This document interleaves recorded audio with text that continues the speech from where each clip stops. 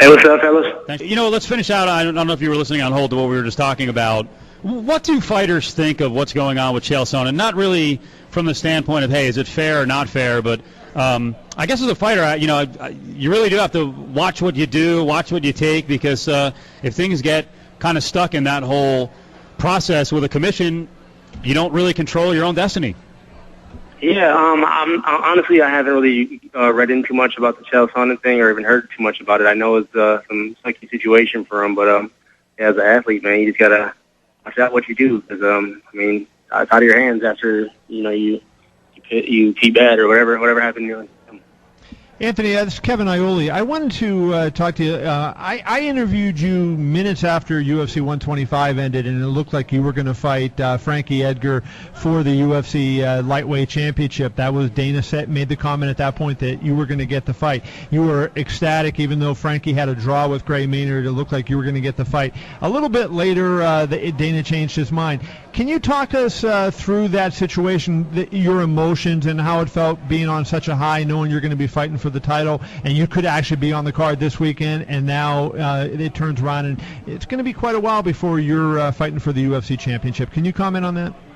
Yeah, man, the situation, it is what it is. The guys had a draw. No one can control that, and it sucks for my situation because, I was guaranteed a title shot. But, for me, I just gave up on that whole little guaranteed title shot picture. Nothing's guaranteed in this sport, so I'm just going to keep fighting my fights and just line them up, and I'm ready to fight. That's Anthony Pettis. He's fighting next week here in town in Vegas at the Ultimate Fighter finale, season 13. So how long did you actually believe that you were filling in for Edgar? For Maynard. I'm sorry, for Maynard. No, it was actually... No, it was a draw, so he... No. They offered Anthony the fight again when Edgar went out, and Anthony, you thought you were fighting Gray Maynard. You accepted a fight. How long did that last? Yeah, I think it lasted for 24 hours, the whole day. So you had it twice. Yes, I was a 24-hour thing, and then it fell through, man. So I just gave up on it. I'm hearing title shot and this and this. I just totally gave up on hearing about a title shot. My title shot's going to come when it comes. I'm just going to make sure I'm the best Anthony Pettis when it happens. When you accepted the fight the second time around, was part of you thinking, you know what, he's going to back out of this? I didn't know what to think. I was amped up. It was one of those things that I just got done training, and I was like, all right, time to get back to train again. But like I said, Anthony, title picture for the last 6 months, where it's whatever to me now, man. I'm not even twisted up on the title shot. Anthony, you amped up the whole fight world with that kick off the cage at WEC 53 back in December. Has the talk died down about that, or are you still getting recognized? Are you still the Showtime kick guy? Has it changed at all, or is that pretty much what everybody talks to you about? Yeah, that's it, man. I'm looking to change that this next weekend, but right now that's what it is. Is the guy who did the kick off the cage. So for me, it's like a catch-22. It's awesome that I'm recognized for that, but I just don't want to just be remembered for that. So let's talk about what's gone on with some of the other WEC lightweights since that night, because that was the last WEC show. And I think one of the interesting things that's happened in my mind was everybody knew that the bantamweights, the featherweights in the WEC were elite. They were the best in the world, guys like Uriah Faber, Miguel Torres, Dominic Cruz, et cetera, et cetera, et cetera. But the question was, are the lightweights good enough? And I think there was a school of thought, Anthony, among a lot of observers that the best lightweights were in the UFC. But we've seen over the last period of time that, you know what, the WEC guys going head-to-head seem to be winning more than their share of battles. Have you followed that, and do you feel good about the fact that some of your old WEC colleagues are kind of pulling up the company flag, so to speak? For sure, man. Like you said, the big question was, could we hold our own in the UFC? And so far, I think we're 5-1 or 4-1 in the UFC as a group, as a lightweight division. And I think a lot of people are changing their opinions on that. It's just I think the WC lightweights are more versatile fighters than the UFC guys. The UFC lightweights are more wrestlers, boxers. With the WC lightweights, man, we're all over the place. We're good everywhere. So Gray Maynard was wrong when he said your resume was filled with scrubs? Oh, definitely. Only time will tell. I tell everybody, I only had 2 years in the WEC I have a year and a half to get where I was at, and now I'm making my UFC debut. So you can talk all you want, but until my debut's gone and my first couple fights are there, you never know. That's Anthony Pettis. Fight coming up against Clay Guida. We'll get to the fight. You know, I asked who was it, Sam Stout the other day, and Sam's kind of in the middle of the 155 division. I asked him to play a little crystal ball and find out who he thought would be on top, say, like a year from now. He said Gray Maynard. Do you view Gray as the guy to beat, or because Frankie's got the title? Who is the guy? Either one of these guys. I mean, right now Frankie's the guy to beat. Gray couldn't do it. He had his chance. He had a draw. I mean, and right now Frankie Edgar's the guy to beat. I mean, he's the guy who's holding on to the title. He's still the champion at the time, so he's the guy to beat. But I mean, Gray has the next chance at him. So I mean, only time will tell. It's one of them things you just have to wait and see what happens. I mean, I'm a very impatient person, but I can't out of my control. Anthony, I want to ask you a little bit about the fight, and you're almost in a no-win situation against Clay Guida because most of the elite guys in the UFC that Clay Guida has faced have beaten him. So if you beat him, well, the top guys beat him. If you lose to him, you know, you're losing to a guy that all the other top guys beat. Do you feel pressure with that? Because, you know, Clay Guida is an energetic, active guy, has a big name, but, you know, most people would think based on the resumes right now that you should be the favorite.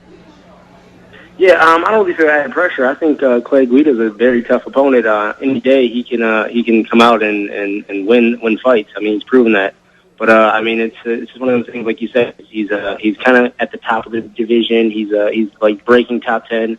So if I lose, I look bad, and if I win, I was supposed to win. So I mean, it's just one of them fights that you have to train hard for because no matter what, anything can happen. You were mentioned, you know, earlier about the fighters who you thought were one-dimensional and everything, and I guess that's one of the knocks on Guida, that he hasn't diversified his game enough, that he's, you know, highly energetic and he's got the good wrestling base. But does he have the stand-up and some of the other skills that could give you trouble? I don't think so. I don't see him finishing me anywhere. I've seen better technique striking. I've seen better wrestling. I've seen better jiu-jitsu. And I just fought a 5-round fight and I was fine. So I don't really see him opposing any threats, but I mean, like I said, you never know what he just comes out and goes for it. Anthony, we'll finish out. I wanted to ask you this: for, you know, watching all the stuff on MTV and a lot of the features around you, what's going on with your brother? Oh man, Serge is my little bro is about to turn pro. He's 18 in August, and his first pro debut is in September. So the kid's a monster. He's actually my main training partner for Guida. I mean, he like imitated his style perfect. Had the head movement. We almost threw a wig on him too, just so it was like realistic. But he's making his pro debut, and he's looking solid, man. I can't wait to see his career. What weight? He's gonna be probably a 35. We're guessing. I mean, he's only 17 right now. So I mean, he graduates high school tomorrow. But right now he's looking at like 35. Be honest, will he be better than you? Yeah, for sure. He's already better than me wrestling, and wow. He's just one of them things that he's been around training for a while. There's going to be some good competition in the future for best brother tandem because there are some young brothers coming along. These Pitbull brothers that are in Bellator. I was just talking, you know, I don't know that Danilo Villafort is a great fighter, but his younger brother, Yuri, is sick. So that's probably going to be a trend in the future, right? A lot more families getting into this thing. Yeah, definitely, man. I mean, guys training together, it's fun to train with your brothers. I mean, it gives you good time to spend with your brothers, and then you get good guys like, you know, the Diaz brothers, all these guys. I mean, there's so many good brothers going to be inside at the UFC. Hey, Anthony, we appreciate a couple minutes. We'll see you next week, okay? All right, guys. Thanks, bro. There you go. Anthony Pettis, former WEC fighter and the champ as they close shop, and now certainly in the mix for the lightweight title in the UFC, having to wait because of injuries and matchup stuff with Maynard and Edgar. But he's perfect attitude, Steve. I totally agree with you. Why bother getting angry anymore, right? I mean, it's perfect because he's not going to put himself in a situation where he ends up sitting out a long time, loses all the marketability, doesn't get paid. Good job by Anthony Pettis. Yep, and guys have learned the lesson over the years. You can lose fights and you can get back into the title mix pretty quickly. It always depends on how you lose a fight, yeah. And a guy like Anthony Pettis, he brings it. So if he loses, you know, he's going to bring it by making an aggressive mistake, not sitting back. It's Kevin Iole from Yahoo. I'm Steve Cofield. We're hanging out down here at Tough Enough. You can come on down if you're in Vegas. Doors are open, and tickets are just $20, and the card starts at 7 o'clock. It's at the Cox Pavilion right next to the Thomas & Mack. We roll on the MMA Insiders on a Friday night. Brendan Schaub right around the corner, elite heavyweight. We'll get his take. He fought one of the guys in the Nelson Mir fight. We'll find out what's going on with him as he has a fight coming up, and we are going to break down the entire card at UFC 130. The first-place New York Yankees begin their West Coast road trip in Seattle. Game 1 of their series is Friday night at 7:05 on ESPN Radio 1100 and 98.9 FM. MMA is a passion, a lifestyle, a religion. If you're into MMA like I am, then your spot for everything MMA is the Las Vegas Fight Shop. 2 locations, one at Miracle Mile behind Planet Hollywood, and the other at the Fashion Show Mall. Las Vegas Fight Shop carries all the cool MMA brands: Affliction, Tap Out, Silver Star, Skin, Extreme Couture, Bad Boy, and dozens more. Authentic fighter walkout t-shirts?